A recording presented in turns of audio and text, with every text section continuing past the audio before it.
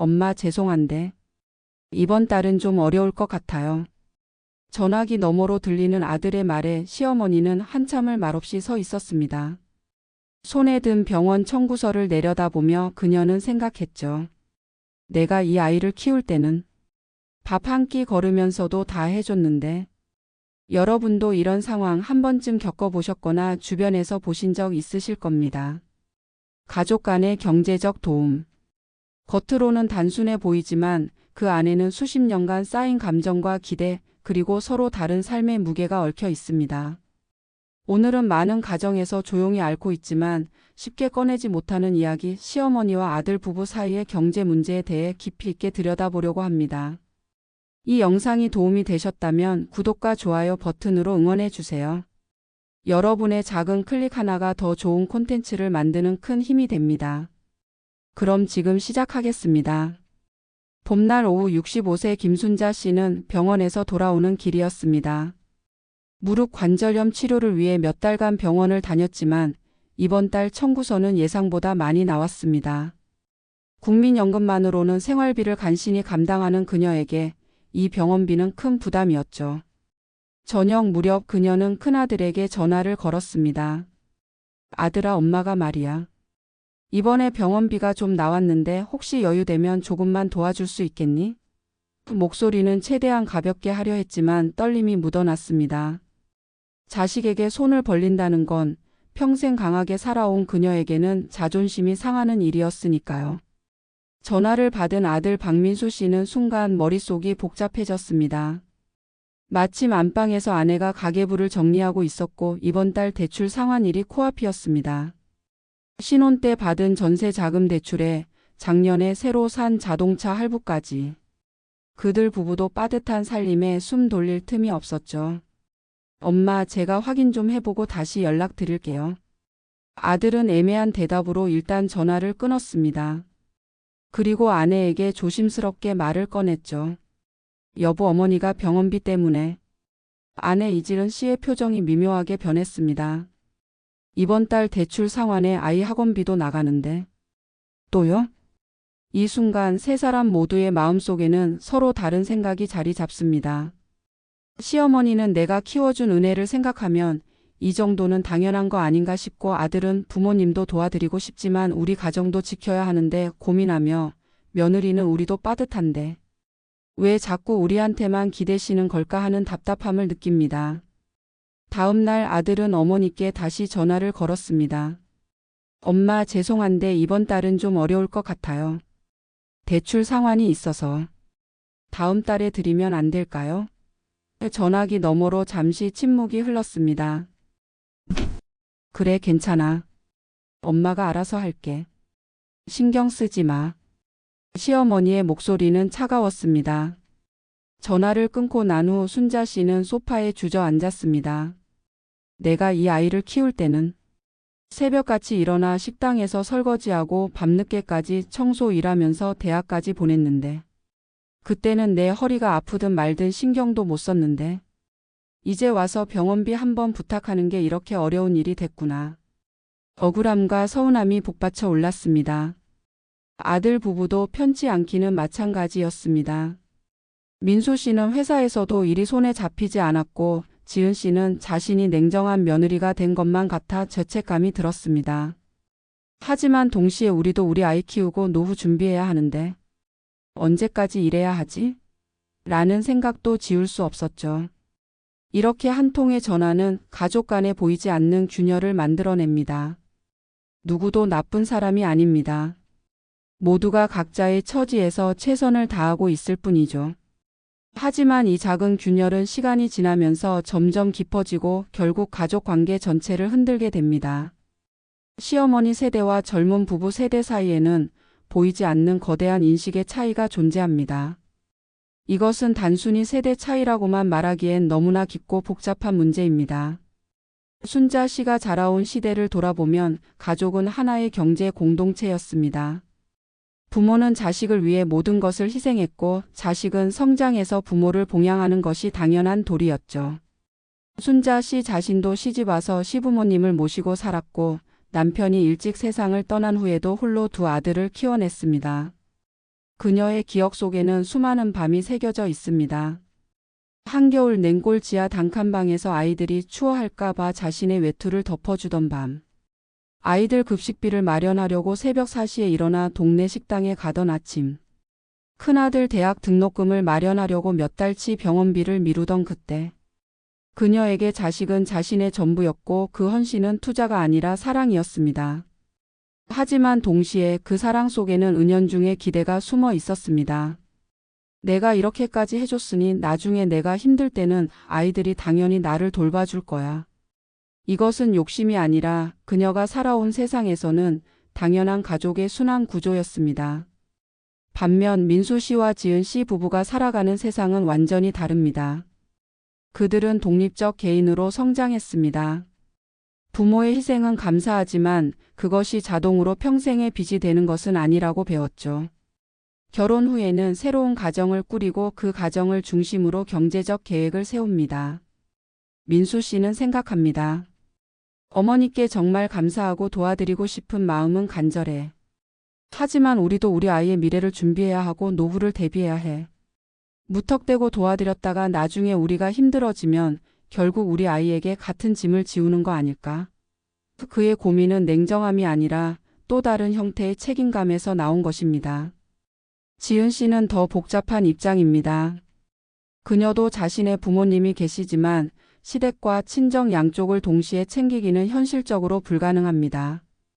게다가 워킹맘으로 살아가는 그녀에게는 육아와 일, 가사 사이에서 이미 몸과 마음이 한계에 다다른 상태입니다. 나도 누군가의 딸이고 엄마인데 왜 시댁 경제까지 내가 책임져야 한다는 눈치를 받아야 하지?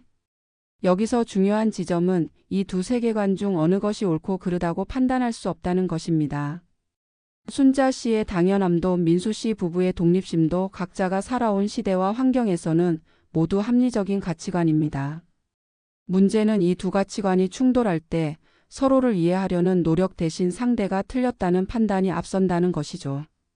시어머니는 요즘 젊은 것들은 부모 은혜도 모르고라고 생각하고 젊은 부부는 옛날 사람들은 자식을 소유물처럼 생각해라고 답답해합니다.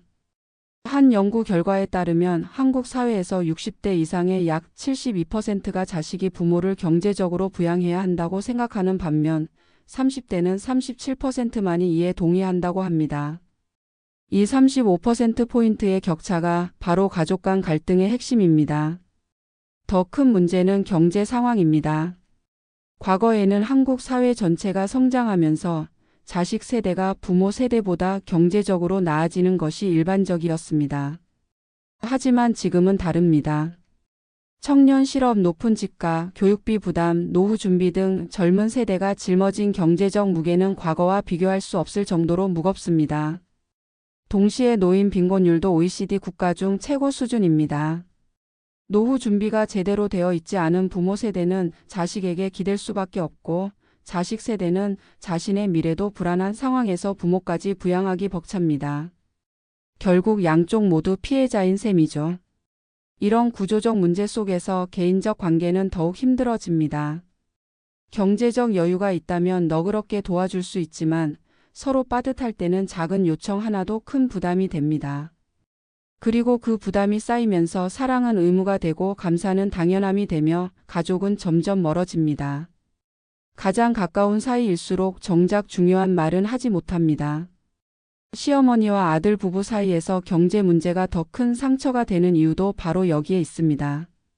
순자 씨가 정말 하고 싶었던 말은 이것이었습니다. 아들아, 엄마가 너한테 돈을 달라는 게 아니야. 다만 내가 너를 키울 때 얼마나 열심히 살았는지 그걸 조금이라도 기억해주면 좋겠어. 내가 나를 걱정해주고 내 건강을 물어봐 주는 것만으로도 엄마는 행복해. 돈보다는 내 마음이 궁금한 거야. 하지만 실제로 나온 말은 병원비 좀 도와줄 수 있겠니? 였습니다. 그리고 거절당한 후에는 괜찮아, 신경 쓰지 마라는 차가운 말뿐이었죠. 그녀는 자신의 서운함을 솔직히 표현하는 대신 침묵으로 감정을 숨겼습니다. 그 침묵은 아들에게 더 큰 죄책감을 안겨주었지만 동시에 거리감도 만들어냈습니다. 민수 씨가 정말 어머니께 하고 싶었던 말도 따로 있었습니다. 엄마, 저도 정말 도와드리고 싶어요. 하지만 지금 우리 형편도 정말 빠듯해요. 대출 이자만 매달 100만 원이 넘고 아이 학원비에 생활비까지 하면 저축할 여유도 없어요. 제가 도와드리지 못하는 게 불효가 아니라 제 능력이 부족한 거예요. 이해해 주세요. 하지만 실제로는 다음 달에 드릴게요라는 애매한 대답만 했습니다.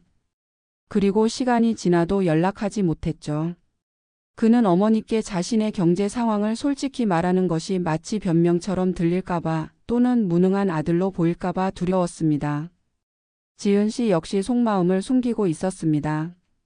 저도 저희 부모님이 계세요. 친정어머니는 한 번도 손 벌리신 적 없으시지만 제 마음속에는 항상 죄송함이 있어요. 시댁만 챙기다 보면 제 부모님은 언제 챙기나요? 저도 누군가의 딸이에요. 하지만 그녀는 남편 앞에서 이번 달은 진짜 어려울 것 같아라는 현실적인 말만 했고 자신의 복잡한 감정은 일기장에만 적었습니다. 며느리 입장에서 시댁 문제에 대해 직접적으로 의견을 내는 것은 여전히 한국 사회에서는 조심스러운 일이니까요. 이렇게 세 사람 모두가 자신의 진심을 숨긴 채 표면적인 대화만 나누면서 시간이 흘러갑니다. 그리고 그 사이 오해는 점점 커져갑니다. 순자 씨는 생각합니다. 아들이 나를 부담스러워하나 봐. 며느리가 뭐라고 했나? 내가 이제는 짐이 된 건가? 실제로는 아들이 능력이 안 돼서 괴로워하는 것인데 그녀는 자신이 사랑받지 못한다고 느낍니다. 민수 씨는 생각합니다. 어머니가 나한테 화나신 것 같아. 요즘 연락도 뜸해지셨어. 내가 불효자구나. 실제로는 어머니가 아들에게 부담 주기 싫어서 먼저 연락하지 않는 것인데 그는 자신이 버림받았다고 느낍니다. 지은 씨는 생각합니다. 시어머니가 나를 나쁜 며느리로 보시겠지. 남편도 나 때문에 어머니와 사이가 나빠지는 것 같아. 실제로는 아무도 그녀를 탓하지 않는데 그녀는 모든 것이 자신의 잘못인 것처럼 느낍니다. 여기에 더해지는 것이 돈이라는 민감한 소재입니다. 돈 문제는 다른 어떤 문제보다 사람을 방어적으로 만듭니다. 내가 도와주지 못하는 것에 대한 죄책감, 상대가 나를 이용한다는 의심, 내 희생이 당연하게 여겨진다는 억울함. 이런 부정적 감정들이 뒤섞이면서 대화는 더욱 어려워집니다. 한 가족 상담 전문가는 이렇게 말합니다. 가족 간 경제 문제에서 가장 큰 적은 추측입니다. 상대의 속마음을 모른 채 자기 멋대로 해석하고 상처받는 거죠. 솔직한 대화 한 번이 몇 달간의 오해를 풀 수 있는데도 말입니다. 명절이 되면 이런 긴장감은 더욱 고조됩니다. 온 가족이 모인 자리에서 누군가 무심코 던진 한마디가 뇌관이 됩니다. 요즘 젊은 사람들은 부모 생각이 없어 또는 요즘은 다들 각자 살아야 하는 시대야. 이런 말들이 오가면서 그동안 쌓였던 감정들이 폭발합니다. 싸움이 나면 서로 상처가 되는 말들을 쏟아냅니다. 내가 너를 어떻게 키웠는데? 저도 제 가정이 있어요. 하지만 싸움이 끝난 후에는 더 깊은 침묵만 남습니다. 그리고 그 침묵 속에서 가족은 점점 남처럼 멀어집니다. 진심을 말하지 못하는 이유는 여러 가지입니다. 상대가 상처받을까봐, 관계가 나빠질까봐, 약한 모습을 보이기 싫어서. 하지만 말하지 않는 것이 관계를 지키는 게 아니라 오히려 관계를 서서히 망가뜨리는 것임을 우리는 늦게야 깨닫습니다. 아이러니하게도 많은 경우 가족 간 경제 문제의 본질은 돈이 아닙니다. 그것은 관심이고 존중이며 소통입니다. 실제로 상담 사례를 보면 경제적 지원을 많이 받는 부모가 항상 행복한 것은 아닙니다. 한 달에 100만 원을 받아도 내가 짐이 되는 것 같아라며 괴로워하는 부모가 있는 반면 10만 원을 받으면서도 우리 아이가 나를 잊지 않았구나라며 감사해하는 부모도 있습니다. 마찬가지로 경제적 지원을 많이 하는 자식이 항상 효자는 아닙니다. 매달 큰돈을 보내면서도 1년에 한 번도 얼굴을 안 보는 자식과 적은 돈이지만 매주 안부 전화를 하고 명절마다 찾아오는 자식 중 부모는 후자를 더 그리워합니다. 결국 중요한 것은 돈의 액수가 아니라 마음의 거리입니다. 내가 상대를 진심으로 걱정하는지, 상대의 입장을 이해하려고 노력하는지, 감사함을 표현하는지. 이런 작은 것들이 쌓여서 진짜 가족 관계를 만듭니다. 순자 씨에게 필요했던 것은 사실 100만 원의 병원비가 아니었을지도 모릅니다. 아들이 먼저 전화해서 엄마 요즘 어떠세요? 무릎은 좀 나아지셨어요? 라고 물어봐 주는 것.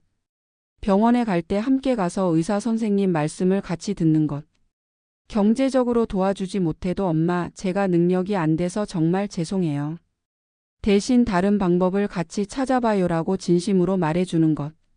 그런 것들이 어쩌면 돈보다 더 큰 위로가 되었을 겁니다. 민수 씨에게 필요했던 것은 어머니의 이해였습니다.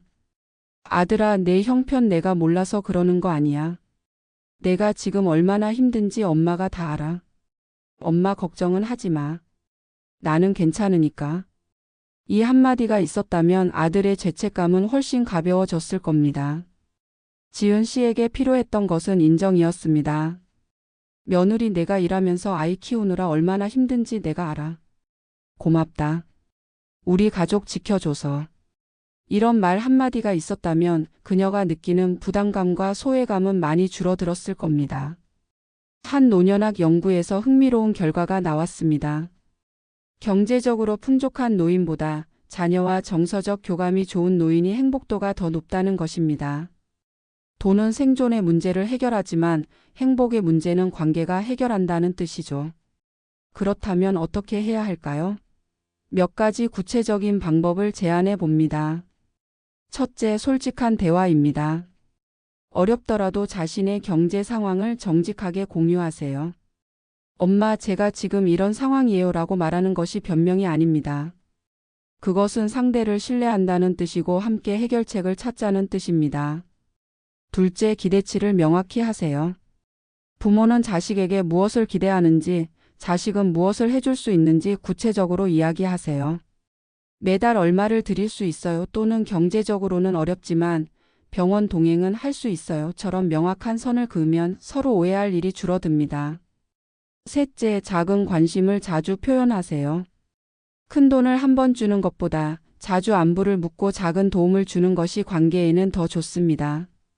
비싼 선물보다는 엄마 생각나서 전화했어요 라는 한마디가 더 큰 선물이 될 수 있습니다. 넷째, 감사를 표현하세요. 부모는 자식이 당연히 해야 할 일이라고 생각하지 말고 고맙다고 말하세요. 자식도 부모의 과거 희생을 당연하게 여기지 말고 그때 고생 많으셨어요 라고 인정해 주세요. 감사의 말은 관계를 부드럽게 만듭니다. 다섯째, 대안을 함께 찾으세요. 경제적으로 도와주기 어렵다면 정부 지원 제도는 없는지, 의료비 할인은 받을 수 없는지 함께 알아보세요. 문제를 혼자 떠안게 하지 말고 우리의 문제로 만드는 것입니다. 어느 가족 치료사는 이렇게 말했습니다. 가족 간의 돈 문제로 싸우는 대부분의 경우 진짜 문제는 돈이 아니에요. 너는 나를 사랑하지 않는구나. 나는 내게 중요하지 않은 사람이구나라는 두려움이 진짜 문제죠. 그 두려움을 돈으로 확인하려다 보니 계속 엇갈리는 겁니다. 결국 우리가 진짜 해야 할 일은 돈으로 사랑을 증명하려는 시도를 멈추는 것입니다. 그리고 더 직접적으로 더 솔직하게 서로를 사랑하고 있음을 말과 행동으로 보여주는 것입니다.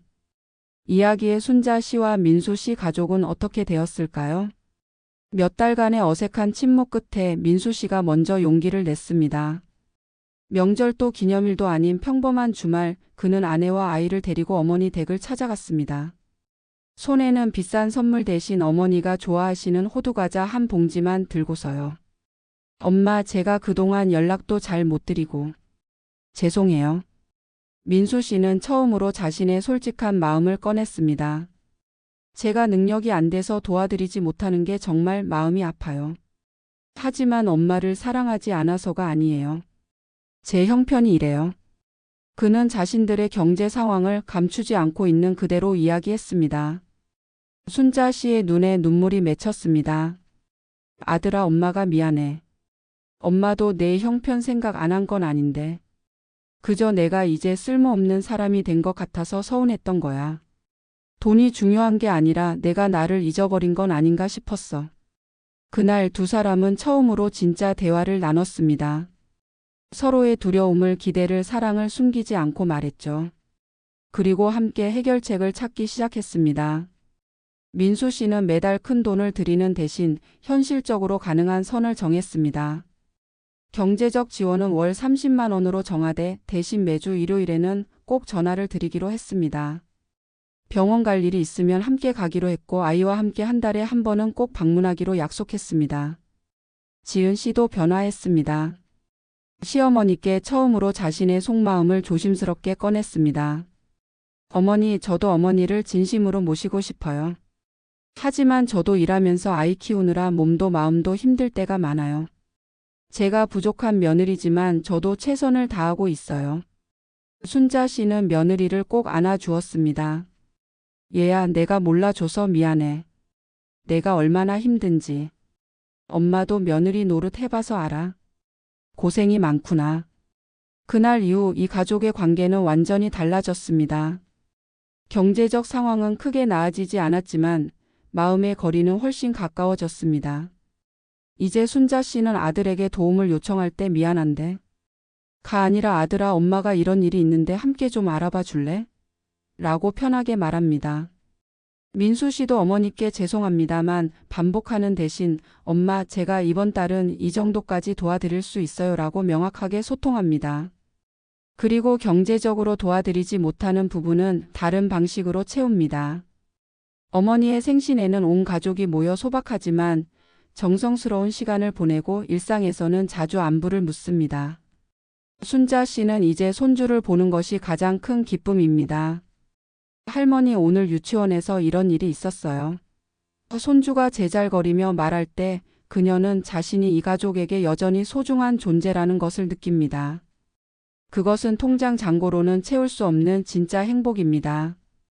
이 이야기는 한 가족의 이야기지만 동시에 우리 모두의 이야기입니다. 지금 이 순간에도 수많은 가정에서 비슷한 고민과 갈등이 진행되고 있습니다. 여러분의 가정은 어떤가요? 혹시 말하지 못한 서운함이 쌓여 있진 않나요? 혹시 오해로 인해 멀어진 가족이 있진 않나요? 가족 관계에서 가장 중요한 것은 완벽함이 아닙니다. 실수해도 괜찮고 능력이 부족해도 괜찮습니다. 중요한 것은 서로를 향한 진심 그리고 그 진심을 표현하려는 용기입니다. 당연히라는 말 대신 고맙다고 말해보세요. 왜 안 해줘? 라는 원망 대신 이렇게 하면 어떨까? 라고 제안해 보세요. 내가 이렇게 해줬는데라는 계산 대신 내가 행복하면 나도 행복해라는 사랑을 전해보세요. 경제적 문제는 우리 시대의 구조적 어려움입니다. 개인의 노력만으로 모든 것을 해결할 수는 없습니다. 하지만 그 어려움 속에서도 서로를 이해하고 존중하려는 마음만큼은 우리가 선택할 수 있습니다. 부모와 자식 사이, 시어머니와 며느리 사이, 그 어떤 관계라도 결국 중요한 것은 사람입니다. 역할이 아니라 사람으로, 의무가 아니라 사랑으로 서로를 바라볼 때 비로소 진짜 가족이 됩니다. 오늘부터라도 늦지 않았습니다. 망설여왔던 그 전화 한번 걸어보세요. 하고 싶었던 그 말 용기 내어 해보세요. 엄마 사랑해요. 아들아 고마워. 이 간단한 말 한마디가 어쩌면 어떤 경제적 지원보다 더 큰 선물이 될 수 있습니다. 돈은 필요합니다. 하지만 돈만으로는 채울 수 없는 것들이 있습니다. 그것은 관심이고 존중이며 사랑입니다. 그리고 그 사랑은 큰 액수의 통장 잔고가 아니라 작지만 진심 어린 일상의 순간들 속에 있습니다. 오늘 이야기가 여러분께 작은 위로가 되었기를 바랍니다. 혹시 비슷한 고민을 하고 계시다면 댓글로 여러분의 이야기를 들려주세요. 우리 함께 고민하고 함께 해답을 찾아가면 좋겠습니다. 이 영상이 도움이 되셨다면 구독과 좋아요, 알림 설정 부탁드립니다. 여러분의 관심이 더 좋은 콘텐츠를 만드는 힘이 됩니다. 가족과의 관계 결코 쉽지 않습니다.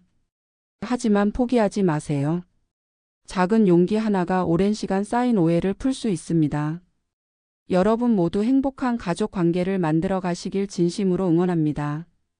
다음 영상에서 또 만나요. 감사합니다.